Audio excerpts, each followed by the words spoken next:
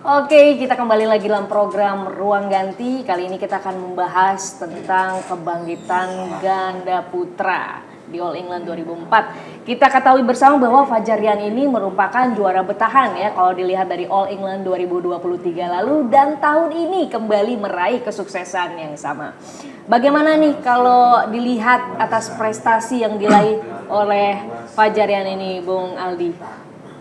Ya, Fajar Rian akhirnya bisa menjawab keraguan ya dari pecinta bulu tangkis tanah air, terutama di beberapa turnamen terakhir. Dia juga sebenarnya mereka sama nih, nggak banyak bisa bersaing dengan pasangan-pasangan lain dari negara-negara lain ya. Cuman memang penampilannya Fajar Rian di All England tahun ini ya luar biasa ya. Mereka kelihatan banget ambisi mau menang gitu. Karena Fajar sendiri kalau nggak salah ngomong setelah pertandingan semifinal, mereka termotivasi dengan All Indonesia finalnya tunggal putra gitu. Makanya dia ngotot lah di semifinal, dia pengen masuk final juga di ganda putra gitu. Termotivasi. Betul, ya. termotivasi. Emang dari babak pertama pun udah kelihatan sih ambisi dia mau menang gitu. Ambisi mereka mau menang, mau mempertahankan gelar tuh emang kelihatan banget gitu. Puncaknya selebrasi emosionalnya Fajar sama Rian waktu ngalahin pemain Malaysia kan kelihatan menggebu-gebu banget gitu kalau mereka tuh jadi juara lagi di tahun ini gitu. Tapi kalau dilihat dari lawan yang ditemui oleh Fajar Rian ini, meskipun terakhir tuh dengan Malaysia ya. Malaysia. Yang terberat kalau menurut pendapat Bung Aldi itu dengan negara mana? Kalau yang terberat mungkin dari 8 besar udah lumayan berat ya. Ketemu sama juara Olimpik Liang Wangchilin dari Taiwan. Memang sebenarnya kalau ngomongin kualitas itu lawan bagus gitu, lawan berat. Tapi Liang Wangchilin sendiri naik turun juga nih, abis dapat medali emas Olimpik kemarin. Nggak bisa stabil juga performanya gitu. Baru di Tour Eropa ini mereka lumayan bagus lagi gitu. Terus waktu lawan pasangan Jepang di semifinal itu juga sebenarnya kansnya 50-50 untuk Fajar Rian menang gitu. Bahkan sempat ketinggalan jauh juga di set kedua. Akhirnya bisa di comeback dan menang 2 game langsung. Itu emang luar biasa sih di situ. Mungkin itu juga yang jadi modal Fajar Rian ya di final ya lawan Malaysia. Sebenarnya kalau kita ngeliat head to head, Fajar Rian lawan pasangan Malaysia ini Aroncia Soho Yekini di final All England, head to head sebelum partai final itu justru kalah ya. Fajar Rian tuh ketinggalan 3-4 ya. 4 kali pasangan Malaysia ini udah menang atas Fajar Rian gitu. Cuman permainan di lapangan kan nggak jadi patokan head to head gitu ya. Siapa yang siap mental, siapa yang bisa nerapin permainan di lapangan gitu. Emang kelihatan dari game pertama pun Fajar Rian emang udah dominasi jauh gitu. Sampai akhirnya bisa menang 2 game langsung dari pasangan Malaysia tadi. Iya, luar biasa prestasi Fajar Rian ini ya. Bisa memotivasi tentunya para atlet badminton lainnya juga. Nah, kalau menurut Bung Koro, bagaimana melihat perjalanan Fajar Rian ini di All England 2024? Pastinya yang gue setuju adalah motivasi ya. Apalagi dia seperti mempertahankan kalau ganda putra ini miliknya Indonesia di All England. Karena dari 2 edisi yang lalu yang menang selalu dari Indonesia ya. Dari Bagas Fikri dia menang dan di edisi lalu Fajar Rian yang menang. Bahkan tercipta All Indonesian Final sebenarnya di ganda putra. Dia mengalahkan The Daddies di edisi yang lalu. Makanya itu menjadi motivasi lebih, dia harus habis-habisan dan itu terbukti di semifinal. Lawan Jepang berarti Takuro Hoki, Yugo Kobayashi ya. Itu tuh sebenarnya match-nya itu ketat itu. Dari set pertama poinnya itu kejar-kejaran sampai akhirnya menang 21-18. Nah yang menarik adalah di set kedua. Sebenarnya set kedua itu di intervalnya itu Indonesia, Fajar Rian itu udah sempat ketinggalan 3-11. Tertinggal sampai 8 angka. Dan sebenarnya setelah interval pun juga kondisinya tidak membaik karena kita sempat ketinggalan berapa? 6-15 ya. 6-15 itu berarti 9 poin. Sampai akhirnya baru bisa dikunci, pelan-pelan dikejar, mental juga yang bicara, cari poin 1-1, menang 21-18. Dalam artian Jepang ini cuma dikasih 3 poin doang loh. Sedangkan kita ngambil sampai 15 poin. Itu kan jauh banget itu. Itu udah mental yang bicara. Dan satu hal yang menurut gue menarik ya dari Fajar Rian, mainnya cepet banget mainnya. cepat banget, kayak hampir mirip-mirip Minion lah, meskipun mungkin juga agak berbeda juga gitu.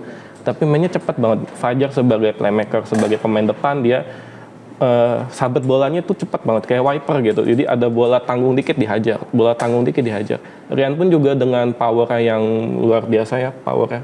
Dia sangat powerful banget, stamina-nya bagus. Juga bisa untuk menghukum lawan dengan smash-smash kerasnya. Dan satu hal lagi, waktu lawan Aroncia Sowoik, Malaysia di final ya, satu hal yang menarik adalah defense-nya Fajarian ini bagus banget. Jadi ketika diserang sama Aroncia sama Sowoik, bola selalu dibuang ke kanan apa ke kiri gitu. Itu sehingga menyebabkan ganda putra Malaysia ini agak susah untuk memberikan serangan lanjutan gitu. Jadi itu sedikit meredam lah. Akhirnya ya serangan Malaysia kurang begitu mematikan dan akhirnya kita bisa mengunci ya gelar di All England ini. Oke, begitu panjangnya perjalanannya si Fajarian ya. Kalau menurut Bang Aldi, bagaimana nih penampilan ganda putra lainnya yang juga berprestasi ya, Bagas Fikri ya kan di All England ini? Sebenarnya kalau kita ngelihat cara main Bagas Fikri ini udah jauh membaik dari tahun-tahun sebelumnya ya. Dari pencapaian dia di tahun lalu bisa juara banyak itu, dia udah mulai juara. Cuman memang balik lagi di awal tahun ini tuh memang seperti apa ya, rapot merah lah untuk bulu tangkis Indonesia kan. Di awal tahun kemarin tuh banyak yang miss, banyak yang bahkan kalah di babak pertama tuh, banyak pemain-pemain kalah di babak pertama.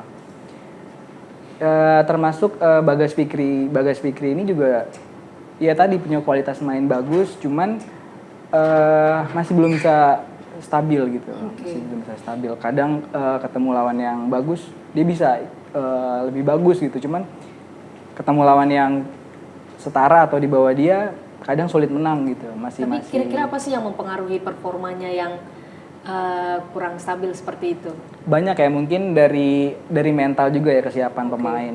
Satu itu, kedua juga ya mental akhirnya bikin ketenangan pemain di lapangan juga pengaruh ya. Terus banyak error bola nyangkut, bola out pun juga dari mental, dari ketenangan pemain gitu. Karena kalau udah selevel Bagas Fikri atau pemain-pemain ganda putra kita yang lain, ya secara kualitas permainan udah rata lah sebenarnya ya.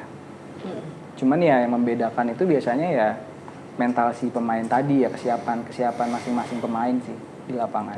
Oke, Bung Aldi dan juga Bung Koro, tadi kita sudah dengar ya bagaimana kebangkitan ganda putra ini di All England. Bisa bertahan itu luar biasa ya, karena mempertahankan itu kan lebih sulit ketimbang kita meraih di awal ya kan.